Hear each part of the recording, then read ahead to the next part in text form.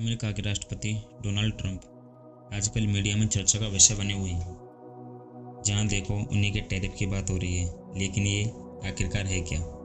Tariff tax है क्या? क्या भारतीयों को लेकर इसे चिंता करना चाहिए? इस टैरिफ से सबसे ज़्यादा नुकसान किसको होगा? आज इस वीडियो में हम इसी के बारे में चर्चा करेंगे और समझेंगे। टैरिफ टैक्स एक प्रकार का टैक्स ही है जो किसी देश द्वारा आई हुई वस्तुओं पर लगाया जाता है।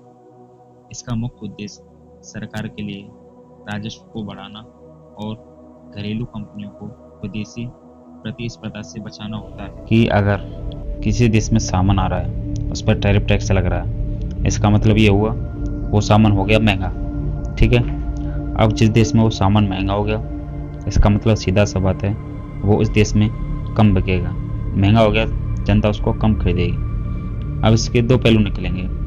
जब सामान महंगा हो गया, जिस देश से सामान आ रहा है तो उसकी डिमांड हो जाएगी कम, क्योंकि वो सामान महंगा है, कम बिक रहा है। जिस देश से सामान आ रहा है फिर उस देश में प्रोडक्शन कम हो जाएगा, क्योंकि सामान बिक नहीं रहा तो कंपनियां कम बनाएंगी। ठीक है, और दूसरा पहलू ये है कि जिस देश में टैरिफ टैक्स लगा है, अगर उस देश में उस सामान की कंपनी नहीं हुई तो इसका मतलब ये हो गया कि वो सामान उनको कैसे भी हर हाल में लेना होगा।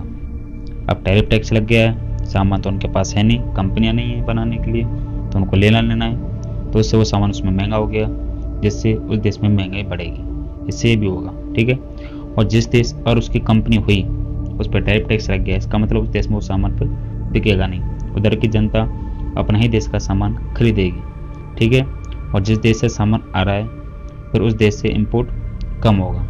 इसका मतलब टैरिफ टैक्स से दोनों देशों पर प्रभाव पड़ता है।